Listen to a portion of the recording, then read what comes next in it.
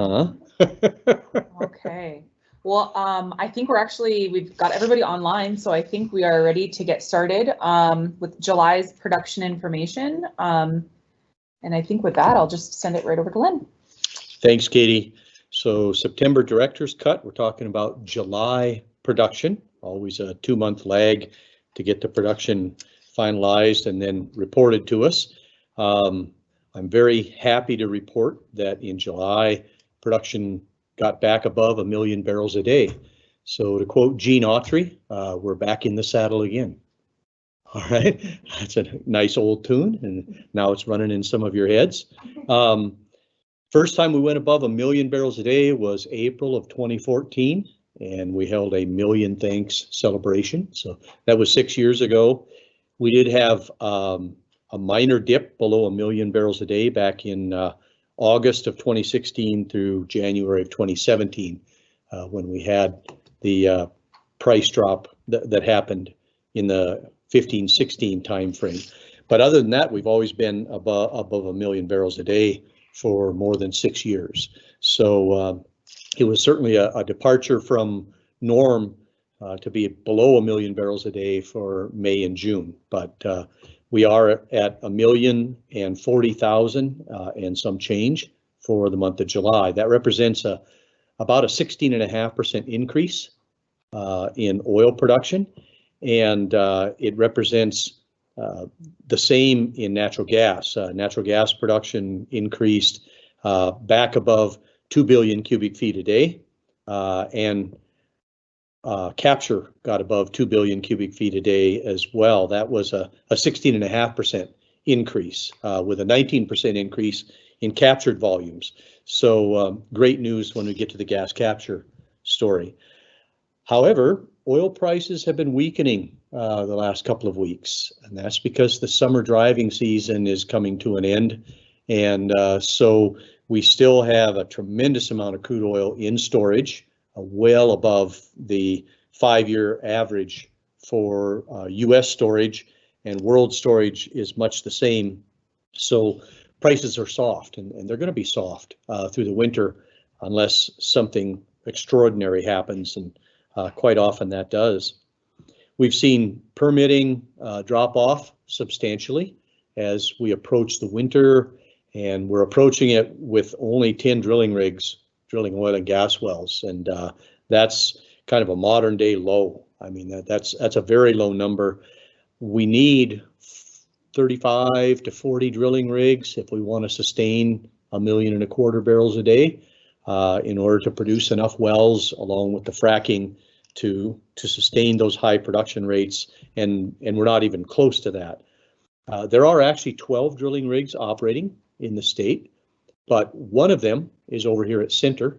It's drilling a well to explore carbon capture and storage, and another one is up at Johnson's Corner in McKenzie County, and it's drilling the first mid-continent slurry fracture injection well. So there's been slurry fracture injection in Texas and in Alaska, but never in the Williston Basin before. So what's the point? There are some kinds of solid oil field waste that are very expensive to dispose of, particularly what's called T-norm, technically enhanced natural radioactive material.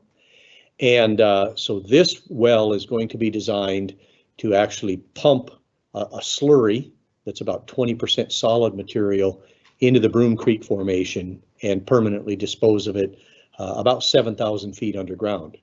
So rather than explore at this point in time, this operation, rather than opening a new landfill to dispose of this essentially on the surface, they're looking at disposing of it 1.5 miles underground.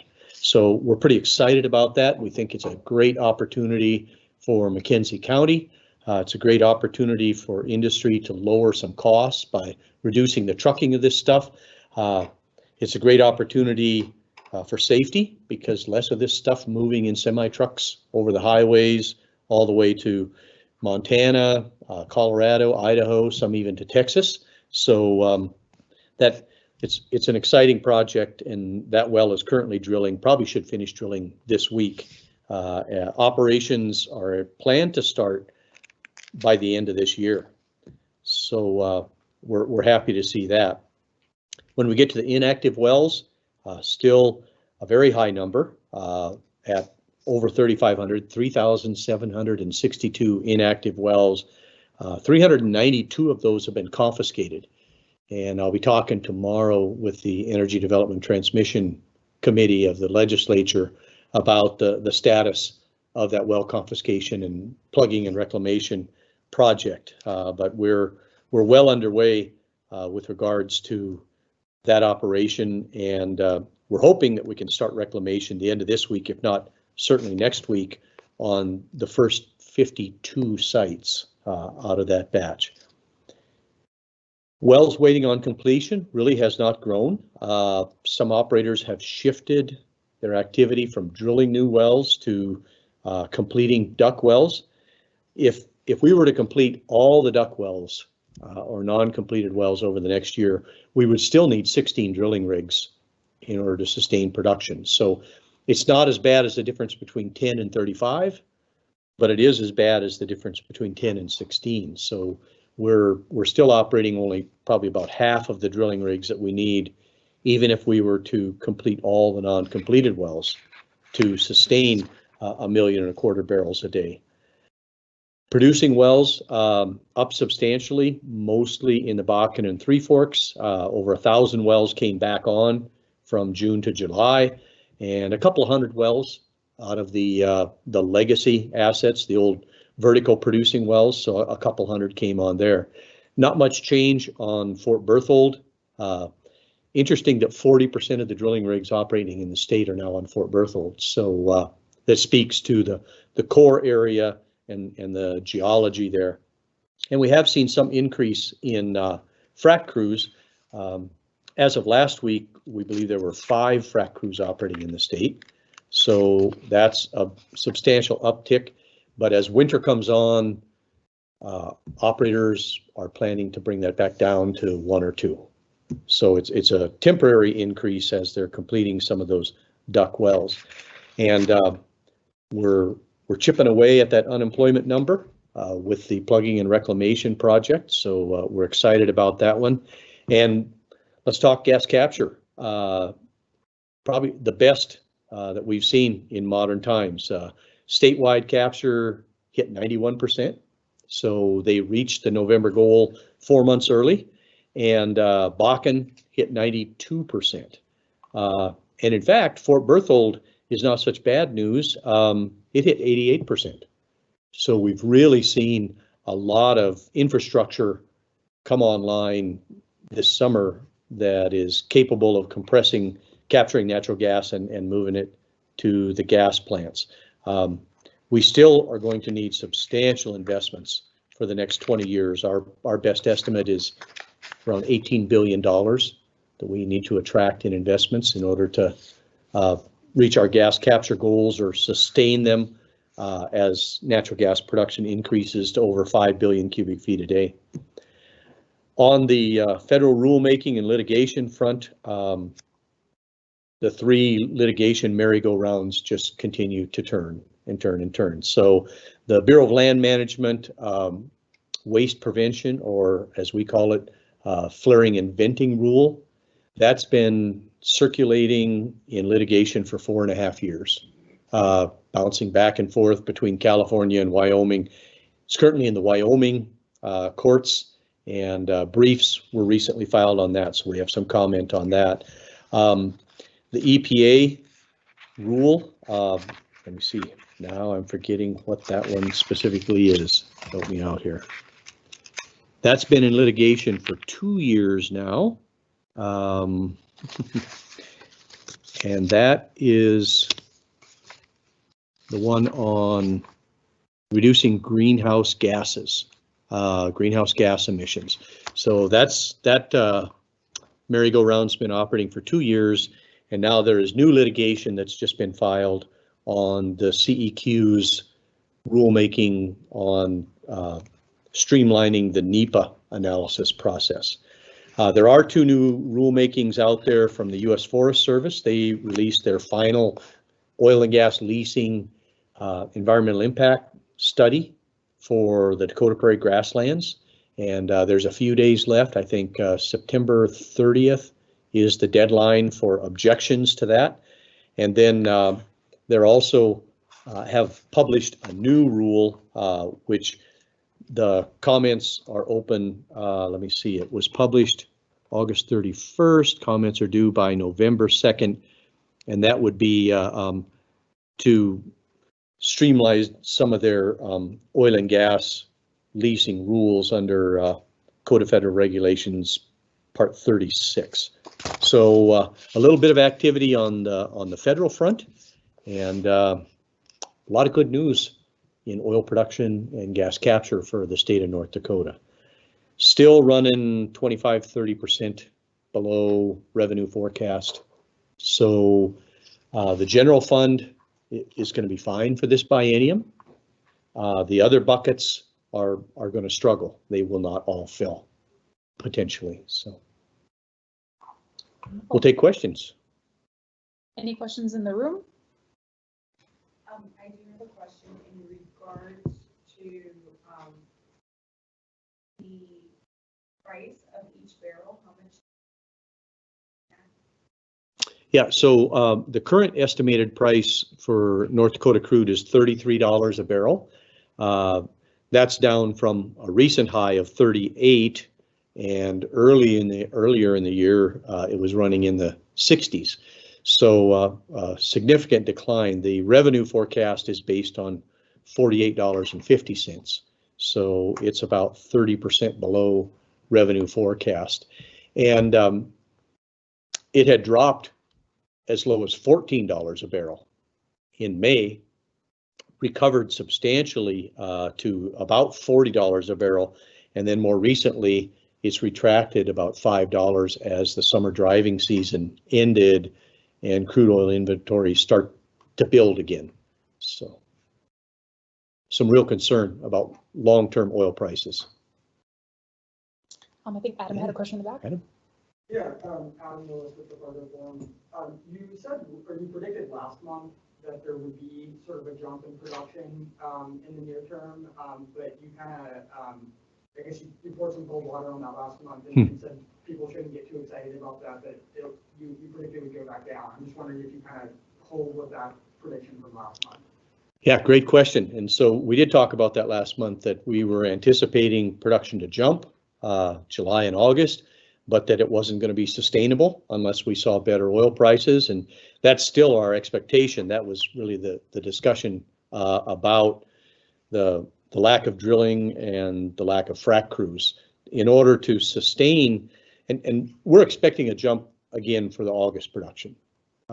Anticipate that it will be probably in the 1.2 million to 1.3 million barrel a day numbers. So we should get not as large a jump, but maybe a similar jump from July to August, but without having somewhere in the 16 to 35 drilling rigs operating and probably 20 frac crews operating.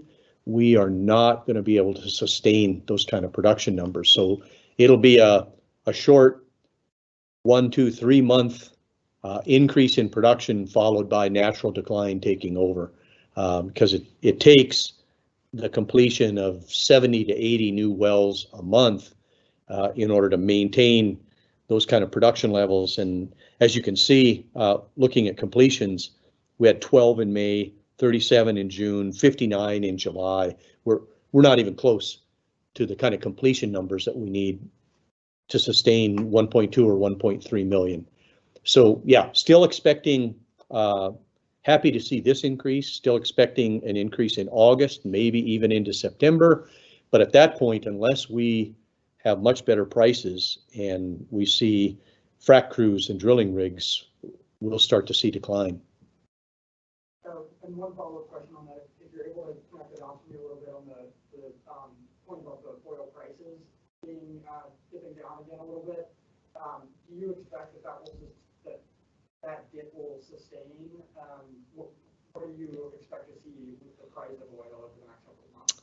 Yeah, so the question was about this dip in oil prices, this $5 dip, and what is our projection? And we really think that there's nothing in the cards to change that direction. So it looks like through the winter months, as we have low demand for transportation fuels, that we may stay down in these lower 30s numbers, which does not lead to drilling rigs and frac crews. It in fact makes it difficult even to put wells back on production. To return wells to production, we really need $35 to $40 oil. Frac crews need 45 to 50, and drilling rigs need 55 to 60. And we're a long ways from that. With the amount of crude oil that we have in storage, there's not a lot of demand over the winter to use that up and to bring prices back into those economic points. So, Morgan? Yeah, Morgan Beth with Campfire TV. hey, Morgan. You kind of just ended up touching on it a little bit at the end, so I'll have you go into it a little bit more. With so much oil in storage and we want this hike in production, how do we deal with those two things at once? Mm-hmm. Yeah, so the question was, how does industry or what's the outlook for balancing production rising and oil in storage? And I guess maybe there's another story here that I haven't really talked about. There's a hurricane named Sally that's coming ashore in Louisiana, and the balancing factor in all of this is crude oil exports from the Gulf Coast.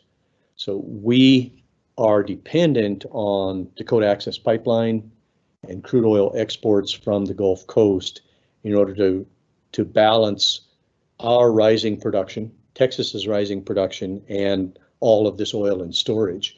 And now we're in hurricane season, and we still have not settled the uncertainty around Dakota Access Pipeline.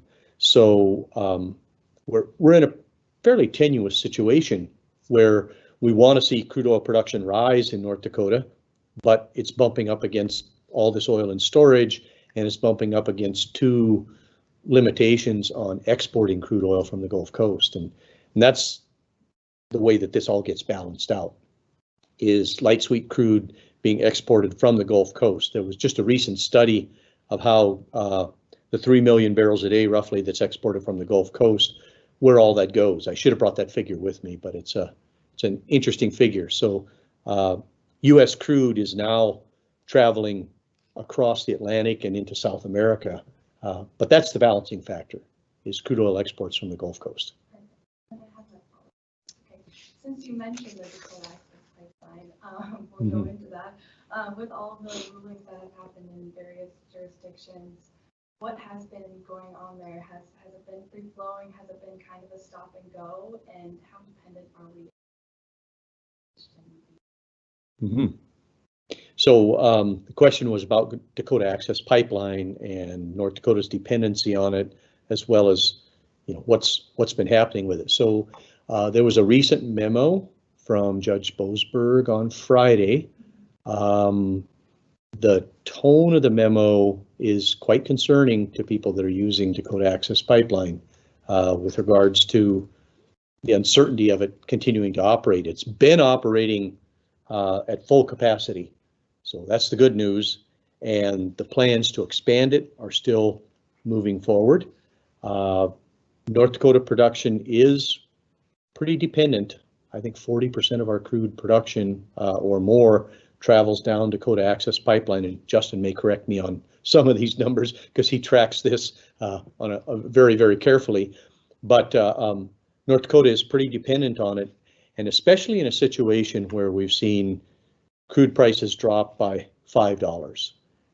The switch from Dakota Access to rail would allow us to move our crude oil, but at the cost of another $3 to $5.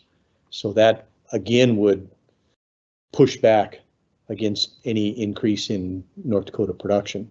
So we're pretty dependent on it if we want to see crude oil production continue to increase. follow-up related to the DAPL comments. I've spoken with a lot of people in the oil patch in the western part of the state who have concerns about the general election in November and what a different presidential administration would mean for oil production and oil price in North Dakota. Curious how closely you're following the election with regards to oil production in North Dakota, continued operation of the Dakota Access Pipeline, but also just sort of general environmental regulations around the industry. Yeah, so just sort of a broad comment with regards to the November election and North Dakota production and activity. There are serious concerns about what could happen in November and policy changes. There's been a lot of mixed signals from Vice President Biden with regards to what he might and might not do.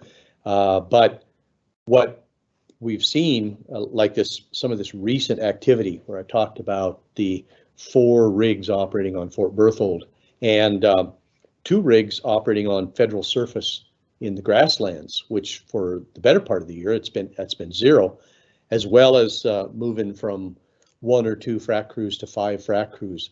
All or much of that activity has been driven by concern that federal permits won't get renewed. That if you have a federal permit in hand to drill or frac a well, you'd better do it now, even though the economics would tell you it's not the best time. Much of that activity, so the 2 rigs on federal surface in Dakota Prairie grasslands, the 4 rigs on Fort Berthold, the frac crews, much of that's being driven by that concern about the November election and the desire to get those wells in the ground and get them on production before January, when there might be a new administration. So yes, serious concerns. I don't think so much in the transportation side of things, but in the federal drilling, permitting, and hydraulic fracturing areas, a lot of concern. Just to make sure that I'm maybe dumbing this down a little bit, or I don't want to be reductive, but to make sure I'm understanding you correctly, are you saying that the points you were making earlier about the uptick in production recently, that some of that is tied to concern about getting production online now before November? Am I connecting those dots correctly? Yes, absolutely. Yeah. So a significant amount of the activity that I highlighted for July and upcoming in August and even in September is being driven by concern about policy changes and a new administration potentially in November. We have one question, Lynn, that came in. Just wondering if you can speak a little bit more about the carbon capture rig that's running right now, and if there's any additional details that can be provided about that project, any additional wells planned or other projects planned elsewhere. Yeah, sure. So this is a great development. We're now not the only state that has primacy for Class 6 wells. Wyoming now has it. And so to the best of my knowledge, they don't have a project moving forward yet, but the well that's being drilled is a very deep well. It's a stratigraphic test to test formations all the way to the basement, the bottom of the sedimentary column, for the potential to store carbon dioxide. It has great potential for being able to maintain a vital coal industry, a viable coal industry in the state of North Dakota. And so we're excited to see it. There are additional wells planned and will probably be drilled quite soon. One would be a second well at Red Trail, and Red Trail actually plans to start CO2 injections next year. So we'll have really the first commercial, non-research project in the country in the Red Trail Energy project. But the project that's being drilled right now is a second stratigraphic test out here near Center, and it's exploring a lot of additional geology. It should yield a lot of good information, and it's going to be plugged in such a way that they could re-enter it and turn it into an active Class 6 injection well if need be. So it's all part of Project Tundra. There's significant federal and state dollars going into it, and a lot of research, a lot of valuable information being collected there. Any extra questions? Morgan, go ahead. Ask a quick follow-up to Project Tundra. I was there about a week or so ago when they had the tour, so I got to see everything, and it was great. But I think I heard out of the corner of my ear either the equipment or the workers were brought up from Wyoming. I don't know if you know anything about that, but if it is workers from Wyoming, why isn't it North Dakota workers, and do we just not have the knowledge base for carbon capture? Why is that? Yeah, great question. So why would Project Tundra bring a rig crew up from Wyoming? And primarily because it's the right size rig for the well that they're drilling. So the majority of our rigs, and of course we went from about 55 rigs down to 10, so we got 45 rigs sitting in a yard, but they are these enormous diesel electric rigs that are designed and constructed to drill horizontal Bakken wells, 20,000 foot, 25,000 foot long. And so the type of rig that they brought in is specifically designed for drilling vertical wells of that depth. And so that's why. And it was just the price and the rig design. But good question. You had a question in the back of the room? Oh, yes. How long do you expect this pattern of, 1 million barrels a day to continue forward?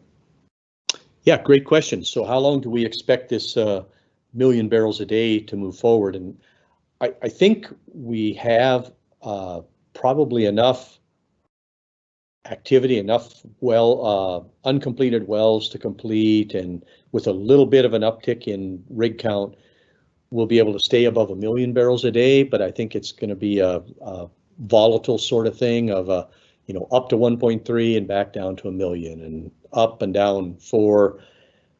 We don't see pre-COVID demand coming back until probably late 2022. So we're facing this for a couple of years, this sort of up and down being driven by West Texas Intermediate prices and the desire for companies to maintain their production and keep their production profile moving forward. So yeah, we could be playing this game for a couple of years. And then a follow-up question in regards to average. You did say above above 1 million barrels a day, but do you have like an exact number of barrels? I do not. So the question was, do we have an exact number of what we're producing and what it looks like going forward? We make some educated guesses. Like I said, we were only 40,000 barrels a day over 1 million in July. So going forward for the next 2 years, it could range anywhere from 1 million barrels a day to 1.3 million. But I don't think we have the uncompleted well count or the rig and frac crew activity to get us really above that 1.3 million a day. Not unless we see a significant uptick in price. Okay. All right, thanks.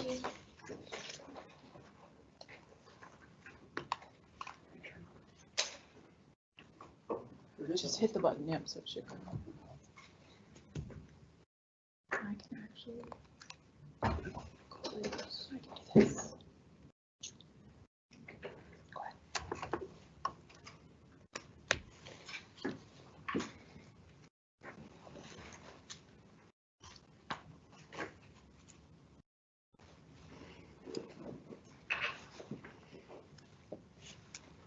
Okay. Great. All right. Okay. Well, good afternoon, everyone. Justin Krinkstead, Director of the North Dakota Pipeline Authority. I've got a few things new to cover today, so we'll just get into some of the routine topics. Obviously, you just heard from Lynn about North Dakota, Eastern Montana, South Dakota.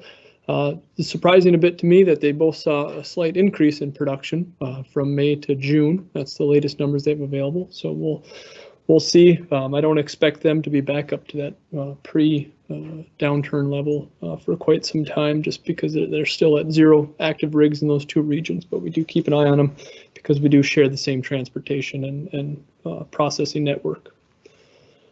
On the crude oil, natural gas, you heard these numbers from Lynn. This is just visually presenting what it looks like for those changes month to month, both for crude oil as well as natural gas. We're expecting, as we move into August and September, those month-over-month growth to continue. There were some questions earlier to Lynn about where production might be and some educated guesses. I think that August and September will look even stronger than July, but after September and after this fall, as we move into winter, that's when the concerns become again for potential sliding down of production because of a lack of the number of required well completions per month. And I'll touch on that here in a moment. Just a quick update on some of the shut-in or curtailed wells for the month of July. So last several months I've been doing this view, and you'll see a comparison here in a moment. But for the month of July, using the non-confidential wells that I'm able to access, I was able to identify 3,700 wells that were still meeting that shut-in or curtailed criteria for the month of July. And the resulting impact on production of those 3,700 wells was about 276,000 barrels per day. And in blue, that has to do with the base decline. I won't spend a lot of time on that right now, but we do have a higher number of wells now active from March moving towards July.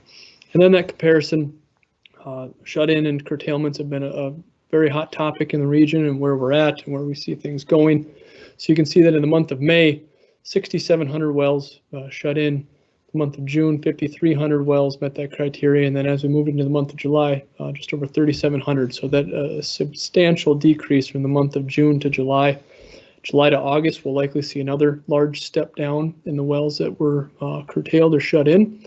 And then you can see on the bottom portion in orange, that's the impact on production. So again, over the last number of months, we've all been talking about how much production was curtailed or shut in. In July, it's estimated to be around that 276,000 barrels per day. I estimate as we move into August, that will shrink substantially.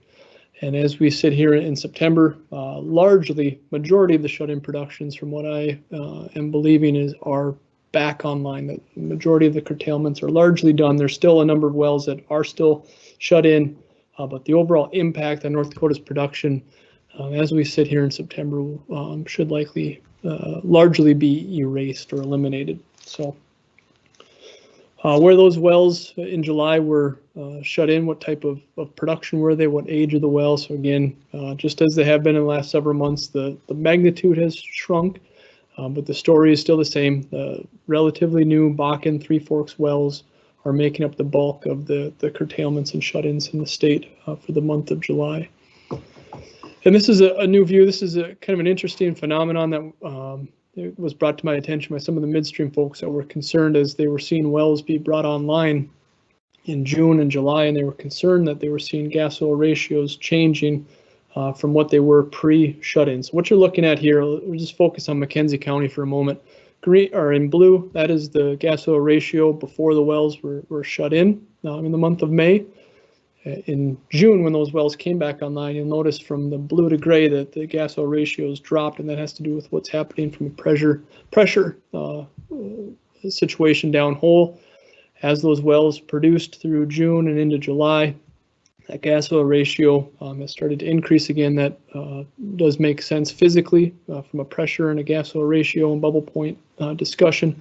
So that was encouraging to those folks that make investments in North Dakota for capturing gas and moving that to market. So I suspect that this is a pretty short-lived phenomenon, that as these wells that were curtailed are coming back online, that we'll likely see an initial drop in gas oil ratios, but it won't take long, maybe several months, before they're back to very near pre-shut-in type gas oil ratios for the region.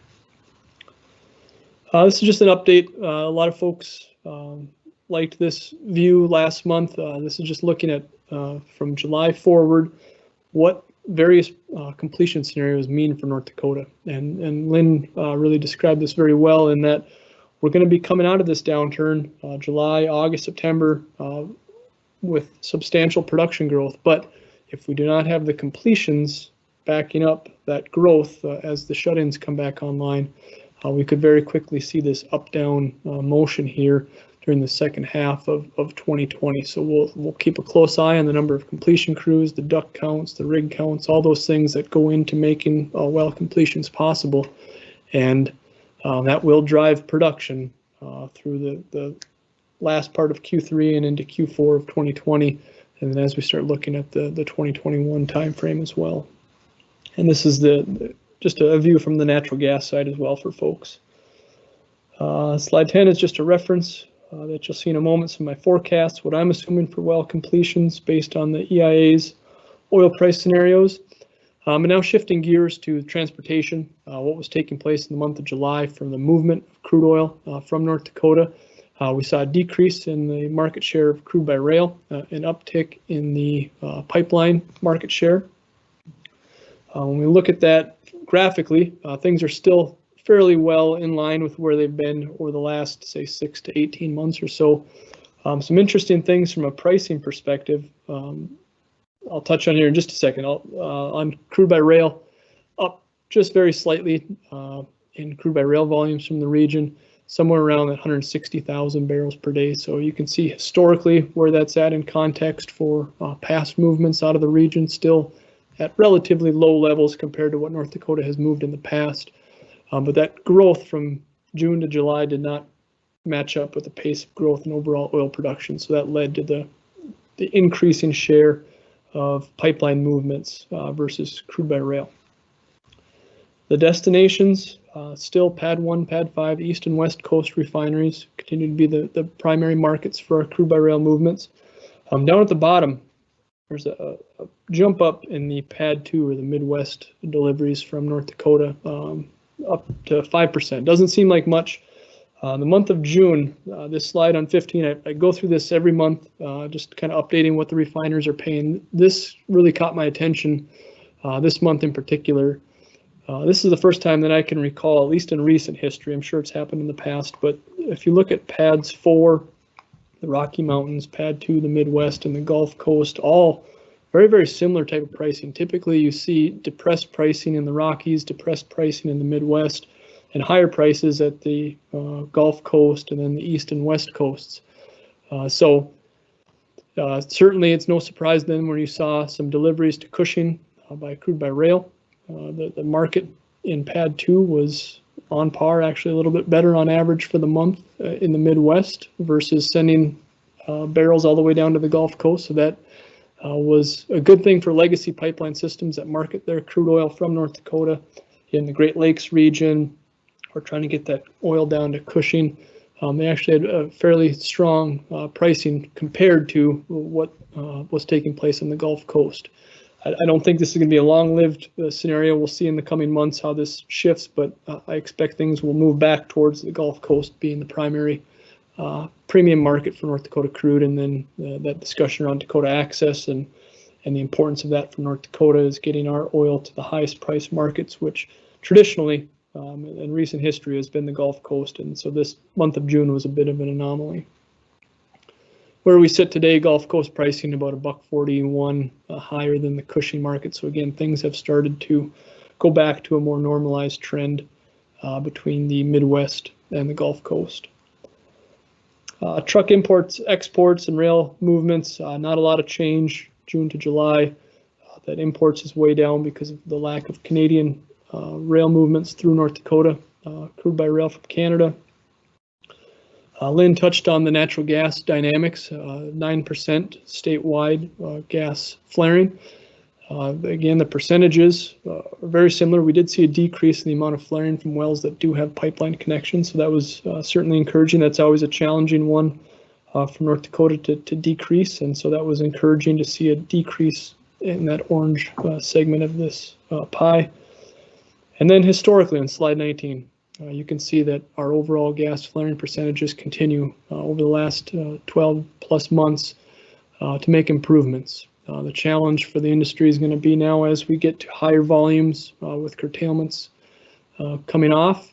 How well positioned and how ready is the midstream sector to capture this new gas as it's coming online. I think you'll see here in a moment that I think that there's some optimism on slide. We're going to bump all the way to 22. In the near term, the midstream, at least from a processing perspective, appears to be in fairly good shape. Some of the best shape relative to production that they've been in quite some time. So at least in the very near term, the next 1 to 3 years or so, it appears that midstream investments that have been made over the last several years are going to position North Dakota's producers for at least a very good chance at meeting and exceeding the gas capture goals. So very, very happy with where those investments have led. Long term, Lynn touched on this as well, that we're certainly not done investing and seeing folks make investments in North Dakota for midstream gas capture and processing. We know long term, this region has a lot of gas yet to produce, and those investments will be necessary going forward in order to keep North Dakota's industry in compliance or exceeding the gas capture requirements for the region. So the last thing I'll touch on very quickly, the northern border process continues. We've got a couple days here yet for additional comments from interested parties to the Federal Energy Regulatory Commission. I suggested at the last NDIC meeting that the state of North Dakota, that the Industrial Commission and the Pipeline Authority remain neutral on this scenario. That is still the stance of myself. And we'll see in the coming weeks and months what FERC decides to do, if they allow some type of limit on the BTUs leaving North Dakota, or if they're going to take some other approach going forward. So with that, that's the last prepared slide. I'll be glad to answer many questions from folks. Any questions in the room? Nope. Okay. Yeah. Easy. Nothing coming on my mind, so. I'll jump in. Yeah, all right. Perfect. Go ahead, Adam. I've already covered some of these. I just wanted to check with you as well. When would you expect for production in Yep. So great question. The question was what time frame before we get to pre-industry downturn levels.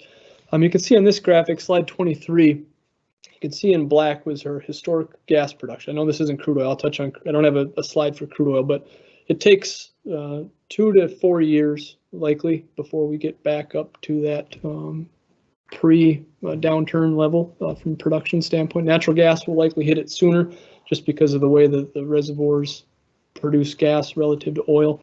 But again, we'll see this quick upturn in August and September, which might give folks optimism that we might be very quickly getting there. But we just certainly don't have the completion crews to sustain that in the way that the basin needs to get there sooner than, say, 2 to 4 years would probably be my best guess right now. And correct me if I'm wrong, but were the predictions earlier in the pandemic that we'd be back to pre-pandemic levels by late 2021? Has that timeline sort of stretched out, or am I misremembering that? I think it has. Without pulling up, I know I every month create a forecast based upon what oil prices are expected to be and what we understand about shut-ins and things. So it's constantly evolving. The one thing that has happened when you look at the future oil prices from earlier this year, things just continue to get flatter and flatter, which does not bode well for increasing investment in new wells and well completion. So if there's not a tremendous amount of growth in that curve of future oil prices, that will just depress the level of activity that we would expect in the region. And without that activity, it makes it more difficult to bring the production levels up in a timely fashion. So as that curve has gotten flatter for pricing, it's done the same thing to the oil production expectations at the same time. One more follow-up on that. Do you, and again, apologies if this is redundant, but do you attribute most of that sort of future price flatlining to effects of the pandemic, or does some of this have to do with like Saudi Arabia and Russian output, that kind of thing?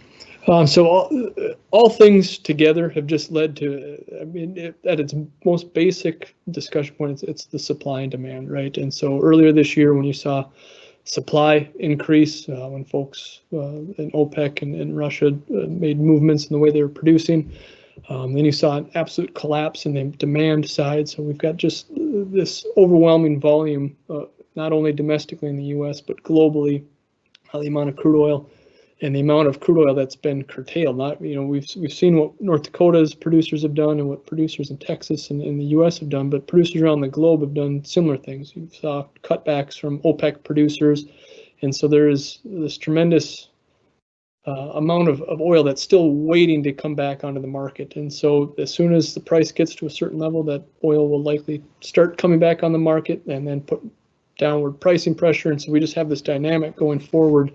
It doesn't bode well for large increases in price for quite some time, unless, again, something abnormal happens in the marketplace to disrupt that.